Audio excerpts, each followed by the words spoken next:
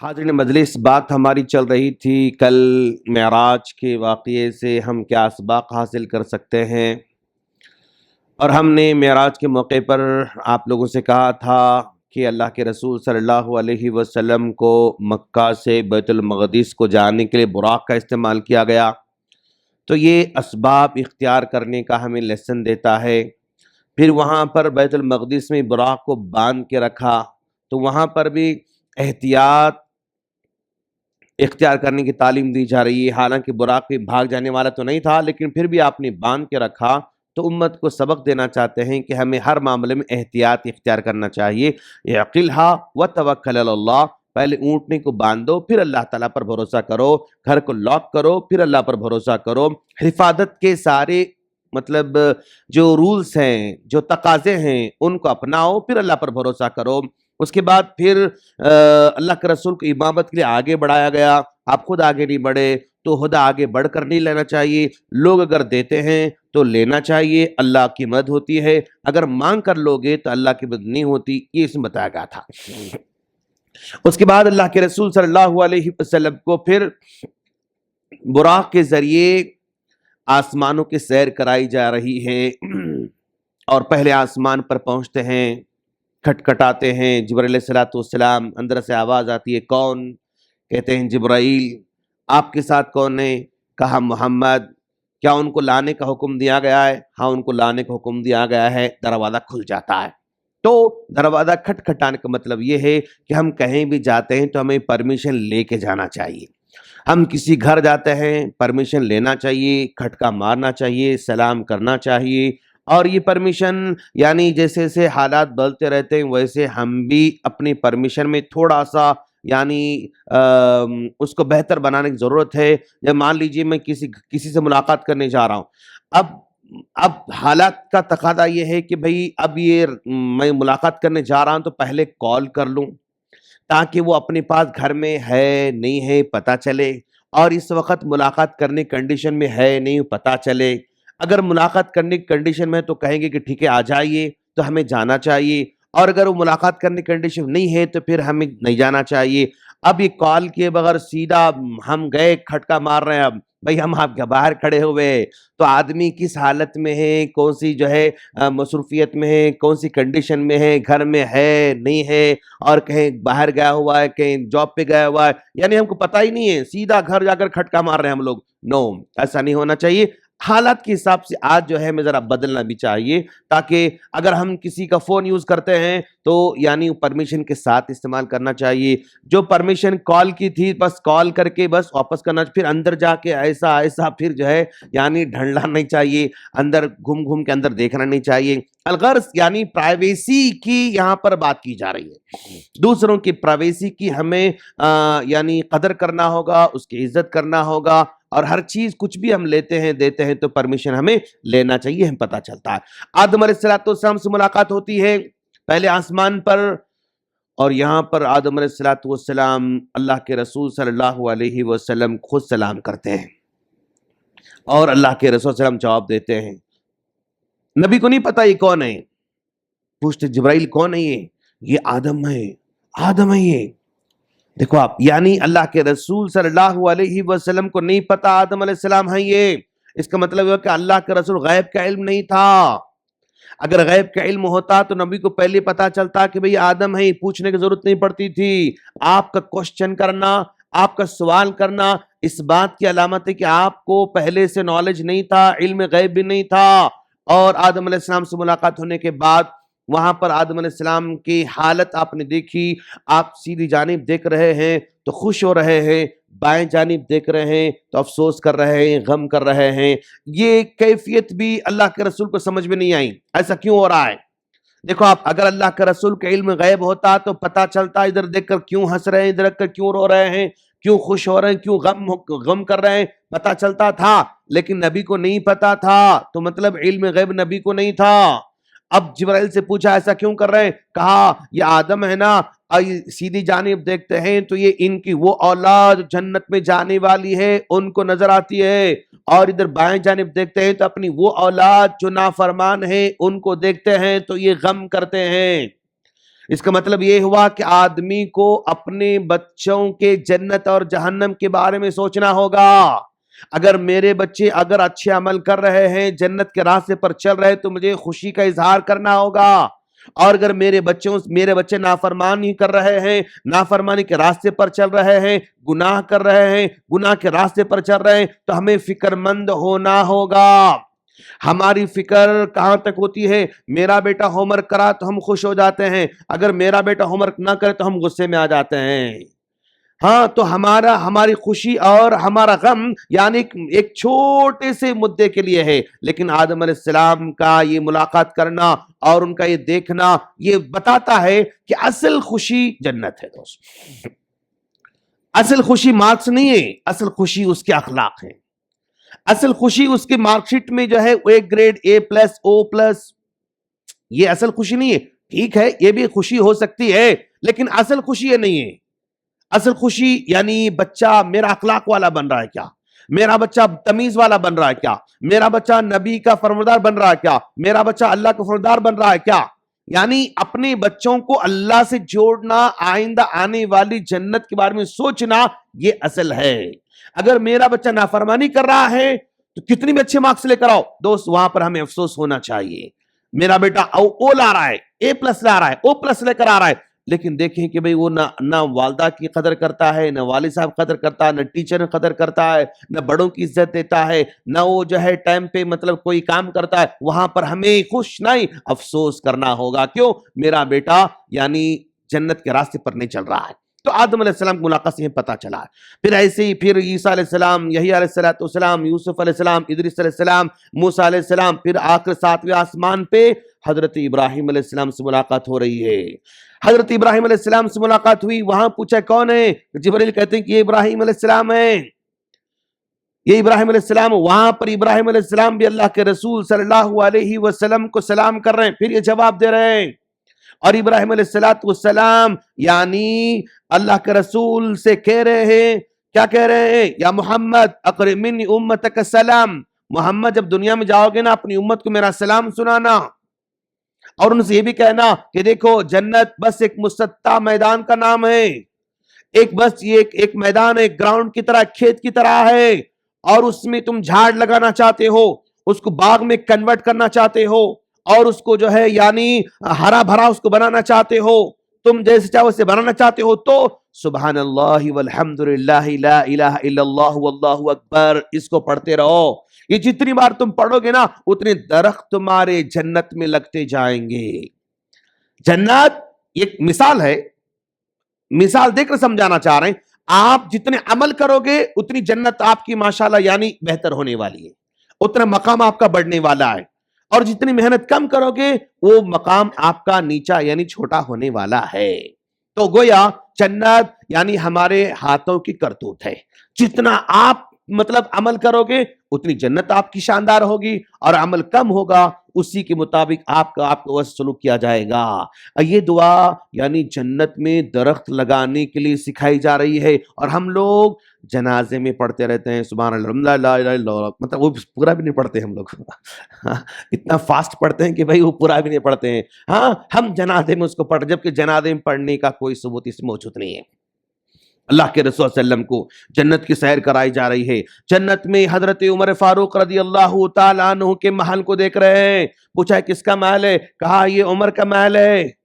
اندر آپ جانا چاہتے تھے لیکن فوراً حضرت عمر فاروق رضی اللہ تعالیٰ عنہ کی غیرت اللہ کے رسول کو یاد آ جاتی ہے. غیرت یاد آتے ہی محل سے باہر آ جاتے ہیں، اندر داخل نہیں ہوتے ہیں، اور دنیا میں آ کر کہتے ہیں کہ عمر میں نے تمہارے محل کو دیکھا، اندر جانا چاہتا تھا لیکن تمہاری غیرت کو یاد کر کے واپس آ گیا، اندر نہیں جا سکا میں. عمر فاروق روتے ہیں اور کہتے ہیں اللہ کے رسول آپ میرے محل میں جائیں تو میں کیا غیرت کر سکتا ہوں، کیا غیرت کر سکتا ہوں؟ تو یہاں پر اللہ کے رسول صلی اللہ علیہ وسلم کی یعنی اللہ کے رسول صلی اللہ علیہ وسلم اپنے ساتھیوں کے بارے میں کتنا گہرائی سے وہ جانتے ہیں. عمر فاروق غیرت میں ہیں، عثمان غنی حیا میں ہیں، اور فلاں میں ہے، فلاں میں. اللہ کے رسول کو اپنے ساتھیوں کی نفسیات کا بھرپور علم ہے کہ میرے ساتھ رہنے والے کس طرح کے لوگ ہیں، میرے ساتھ رہنے والوں کی مزاج کیا ہے، ان کی نفسیات کیا ہیں، اس قدر گہرا علم اللہ کے رسول صلی اللہ علیہ وسلم کو ہے. تو گویا آدمی کو اپنے آس پاس رہنے والوں کی نفسیات سے واقف ہونا چاہیے اور ان کی غیرت کا پورا لحاظ رکھنا چاہیے، ان کے مزاج کا پورا لحاظ رکھنا چاہیے، ان کی جو ہے خیالات کا پورا لحاظ رکھنا چاہیے. جیسے عمر فاروق رضی اللہ تعالیٰ عنہ کی غیرت کا اللہ کا رسول یہاں بھی لحاظ رکھا اور وہاں بھی لحاظ رکھا. بلال رضی اللہ عنہ کے قدموں کی آہٹ سنی، آ کر سنا بلال میں نے تمہارے قدموں کی آہٹ سنی. آگے آگے جو ہے اب بلال جا رہے ہیں. تو یہاں پر اللہ کے رسول کو یہ محسوس نہیں ہوا کہ بھئی میرا ادنا سا ساتھی مجھ سے آگے جنت جا رہا ہے، مجھ سے آگے جنت میں جا رہا ہے. اس کو انہوں نے نیگیٹو نہیں لیا بلکہ پوزیٹو لیا اور آ کر خوش ہو کر اپنی امتی کو سنا رہے ہیں کہ بھائی آپ مجھ سے آگے جا رہے تھے، بتاؤ تو صحیح تم کیا عمل کر رہے ہو. اللہ کے رسول صلی اللہ علیہ وسلم یعنی اپنے ادنا سا ساتھی کے آگے بڑھنے پر خوشی کا اظہار کر رہے ہیں. آپ کے گروپ میں، آپ کے ساتھیوں میں، آپ کے دوستوں میں اگر کوئی آپ سے آگے بڑھتا ہوا نظر آ رہا ہے تو آپ کو خوشی ہونا چاہیے، آپ کو اندر سے مسرت ہونا چاہیے اور اس کو مبارکباد دینا چاہیے. اللہ کے رسول نے پوچھا کیا کرتے ہو تم، یعنی جستجو بھی ہے جاننے کی. ٹھیک ہے گئے ہوں گے خلاص، نو مطلب اللہ کے رسول کی خوشی دیکھو آپ کہ ادنا امتی جنت میں آگے جا رہا ہے، خوشی ہے. اور یہ جانے کا ریزن معلوم کر اللہ کا رسول، بھئی کیا کرتے ہو تم ذرا بتاؤ تو صحیح. اللہ کا رسول میں کیا کرتا ہوں، بس ایسے لگ رہا ہے میں جب وضو کرتا ہوں نا 2 رکعت نماز پڑھ لیتا ہوں، جب وضو کرتا ہوں 2 رکعت نماز پڑھ لیتا ہوں. تو اللہ کے رسول نے کہا ہاں یہ عمل ہے اللہ کو اتنا پسند آیا، ماشاءاللہ اتنا پسند آیا. تو اپنے ساتھیوں میں سے کوئی آگے بڑھتا ہے خوشی کا اظہار کرنا چاہیے اور اس خوشی پر اس کو مبارکباد دینا چاہیے. اور اسی جنت میں اللہ کے رسول صلی اللہ علیہ وسلم یعنی ایک محل سے خوشبو آتی ہوئی محسوس ہوا. پوچھا یہ خوشبو کہاں سے آ رہی ہے؟ کہا اللہ کے رسول یہ فرعون کے گھر میں کام کرنے والی خادمہ کے محل کی خوشبو ہے. کہا اس کا کیا ماجرا ہے، اس کا کیا ماجرا ہے؟ آپ پھر اللہ کا سوال کر رہے ہیں، اس کا مطلب آپ کو نہیں پتا تھا. اگر آپ علم غیب جاننے والے ہوتے تو پتا چلتا تھا کہ کس کا محل ہے. یہ فرعون کے گھر میں کام کرنے والی خادمہ کا کیا حال ہے، کیا ماجرا ہے، آپ کو پتا ہوتا تھا. آپ سوال کر مطلب آپ کو نہیں پتا تھا، آپ کو علم غیب نہیں تھا، اس لیے آپ نے سوال کیا. کہا اللہ کے رسول بات دراصل یہ ہے کہ فرعون کے گھر میں خادمہ کام کرتی تھی، اس کے چھوٹے چھوٹے بچے تھے اور وہ فرعون کی بیٹی کے سر میں کنگھی کر رہی تھی. ایک مرتبہ کنگھی نیچے گر جاتی ہے، بسم اللہ کہتی ہے تو اور پھر کنگھی کرنا شروع کر دیتی ہے. تو بیٹی کہتی کہ بسم اللہ، اللہ کا نام لے کر، یہ اللہ میرے ابو ہے کیا؟ کہا نہیں تمہارے ابو نہیں ہو سکتے. اللہ پھر کون ہے؟ اللہ وہ ہے جو سورج پیدا کرنے والا، چاند پیدا کرنے والا، ستارے پیدا کرنے والا، زمین پیدا کرنے والا، پہاڑ پیدا کرنے والا، تم کو اور ہم کو، تمہارے ابو کو پیدا کرنے والا اللہ ہے. کہا میرے ابو نہیں ہے؟ نہیں.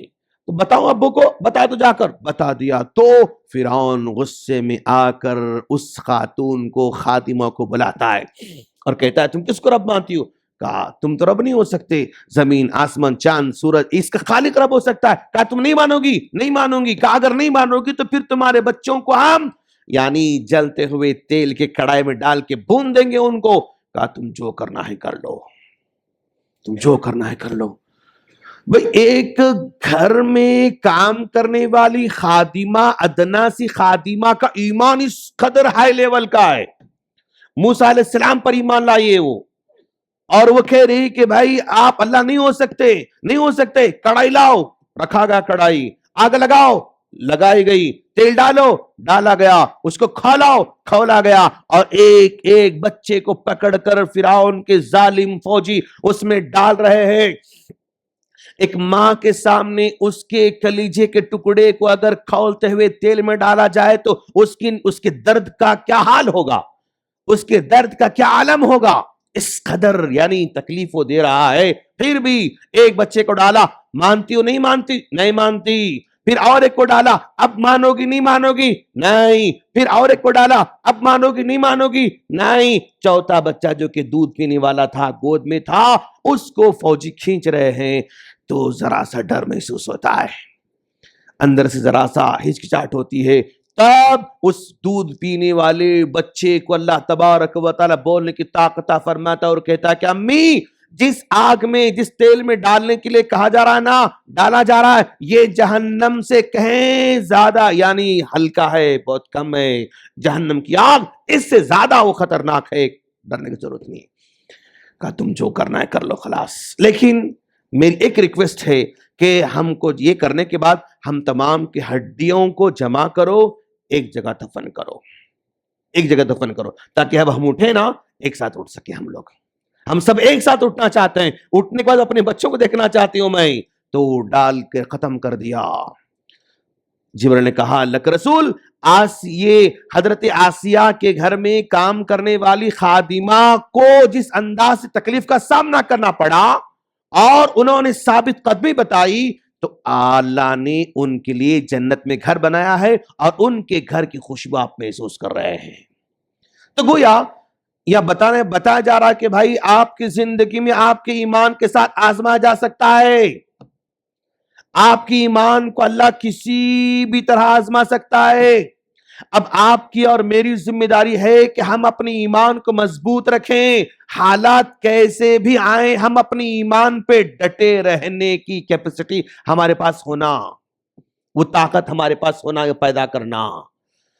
پھر اس کے بعد موسیٰ علیہ السلام سے ملاقات ہوتی ہے واپسی میں۔ موسیٰ نے کہا بھائی کیا ہوا، کیا ملا آپ کو؟ کہا اللہ نے 50 ٹائم کی نماز فرض کی ہے۔ 50 ٹائم؟ نو نہیں بھائی، آپ کی امت 50 وقت کی نماز نہیں کر سکتی، جاؤ کم کر کے آؤ۔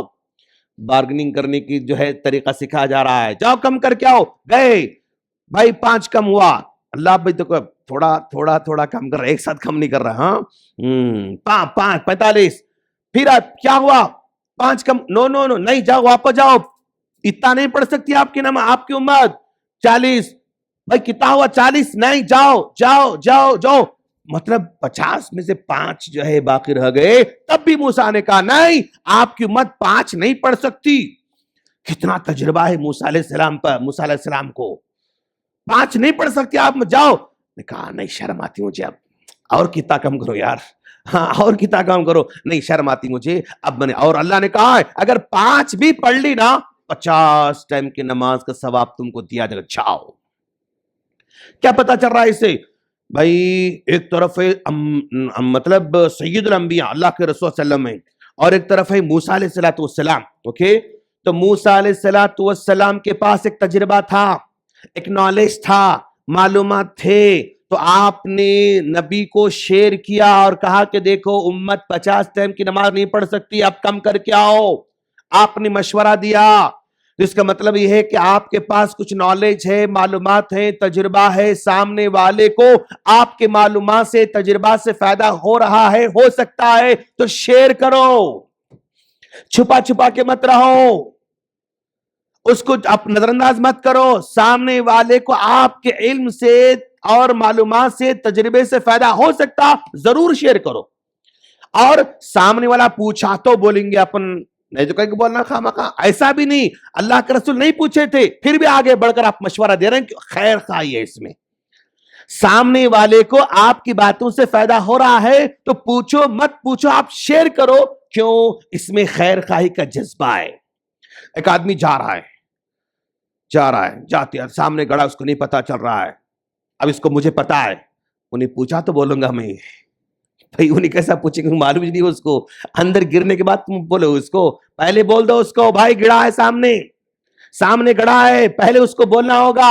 اچھا مشورہ دیا، اور جس کو دیا جا رہا ہے وہ سید الانبیاء ہے، انہوں نے یہ اچھا آپ مجھے مشورہ دے رہے ہیں، میں تو نبیوں کا نبی ہوں، آپ مجھے مشورہ دے رہے ہیں۔ آپ اللہ کے رسول کا مقام بڑا تھا لیکن پھر بھی آپ نے مشورہ قبول کیا۔ تو آپ کتنے بھی بڑے مہان ہوں گے لیکن اگر آپ کے پاس معقول مشورہ آ رہا ہے تو ایکسپٹ کرنا چاہیے، کیوں؟ یہ نبی کا طریقہ رہا ہے۔ آپ کا مقام، آپ کا مرتبہ، آپ کا علم، آپ کا نالج کچھ بھی ہو سکتا ہے، سمجھا آپ، لیکن اگر کوئی ادنا سا آدمی بھی آپ کو مشورہ دے رہا ہے اور مشورہ معقول ہے تو آپ کو مشورہ ایکسپٹ کرنا چاہیے، قبول کر لینا چاہیے۔ پھر دنیا میں آنے کے بعد اللہ کے رسول نے شیئر کیا، لوگوں نے کہا ارے یہ تو مطلب جھٹلانے کا اچھا موقع ملا بھئی، ایک رات میں محمد دعویٰ کر رہے ہیں مکہ سے بیت المقدس گئے، پھر وہاں سے اوپر گئے، پھر واپس آئے، پھر وہاں سے یہاں آئے۔ اگر اونٹوں پر جاتے ہیں، سواری پر جاتے ہیں تو مکہ سے بیت المقدس وہ 40 دن لگتے ہیں، پھر واپس لوٹ کر آنے 40 دن لگتے ہیں۔ خالی جا کے آنے 40 دن کا ٹائم ہم کو لگ رہا ہے، اب یہ راتوں رات یہاں گئے، یہاں سے وہاں گئے، پھر وہ دیکھا واپس ہے، پھر یہاں کیسے ہو سکتا ہے؟ کہا جھٹلانے کا اچھا موقع ہے۔ صدیق کے پاس جاتے ہیں، کہتے ہیں کہ بھئی کوئی آدمی یہ دعویٰ کرے کہ راتوں رات وہ مکہ سے بیت المقدس گیا، آسمان میں گیا، جنت دیکھا، جہنم دیکھا، پھر آیا، پھر یہ آیا، کیا مانو گے؟ کہا کیسے ہو سکتا ہے؟ ایسے تو نہیں ہو سکتا۔ کہا دیکھو تمہارا دوست یہ بول رہا ہے، تمہارے دوست محمد اس کا دعویٰ کر، محمد کہہ رہے تب تو صحیح کہہ رہے ہیں، محمد تب تو صحیح کہہ رہے ہیں۔ صدیق آپ کو لقب دیا جا رہا ہے، حالانکہ یہ عقل سے باہر تھا۔ اس زمانے میں نہ کوئی ٹیکنالوجی تھی، نہ کوئی سفر کا کوئی انتظام تھا، نہ کوئی طریقہ، کچھ بھی نہیں تھا، سمجھنے کے لیے کوئی سپورٹیو چیز بھی نہیں تھی۔ اس کے باوجود بھی آپ اللہ کے رسول کی باتوں پر ایمان لے کر آئے۔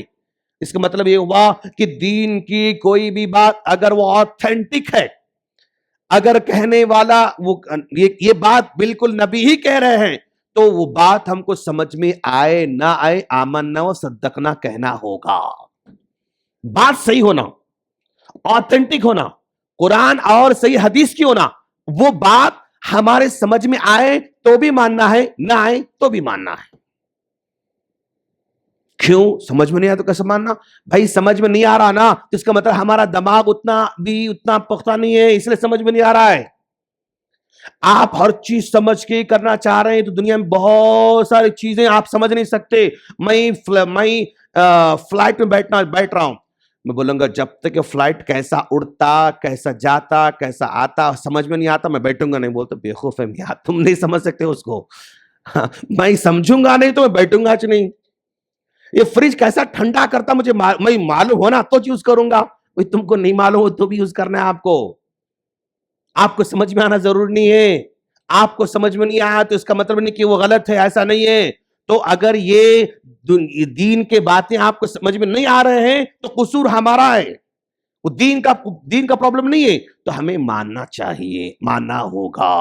یہ ساری باتیں اس یعنی معراج کے سفر سے ہمیں سمجھ میں آتی ہیں۔ معراج کی ہر چیز آج بھی ہمارے لیے سبق رکھتا ہے۔